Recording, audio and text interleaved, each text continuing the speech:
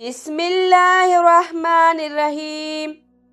جب تمہارے پاس کچھ بھی نہ رہے تب بھی یقین رکھنا کہ میرے پاس اللہ ہے۔ نماز سے دوستی کر لو، یقین مانو یہ وہ دوست ہے جو جنت تک کا ساتھ نبھاتی ہے۔ جو تمہارا غصہ برداشت کرے اور ثابت قدم رہے تو وہ تمہارا سچا دوست ہے۔ ہر چیز اپنے مقرر وقت پر ہی بدلتی ہے، لیکن ایک انسان ہی ہے جو کسی بھی وقت بدل سکتا ہے۔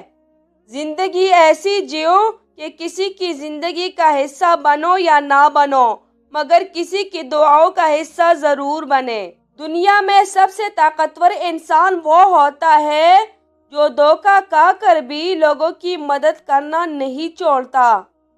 یہ تلخ حقیقت ہے کہ آپ کی بات کو توجہ آپ کی حیثیت دیکھ کے ملتی ہے۔ خواہش اور چاہ میں بڑا فرق ہے۔ خواہش انسان کو گھمنڈی کر دیتی ہے، چاہ انسان کو مٹی کر دیتی ہے۔ حضرت علی رضی اللہ تعالیٰ عنہ نے فرمایا، کپڑے، شکل اور زبان ہمیشہ جھوٹ بولتی ہے، انسان کی اصلیت وقت آنے پر پتہ چلتی ہے۔ وقت کتنا بھی برا ہو گزر ہی جاتا ہے، لیکن رویے، لہجے اور الفاظ ہمیشہ یاد رہتے ہیں۔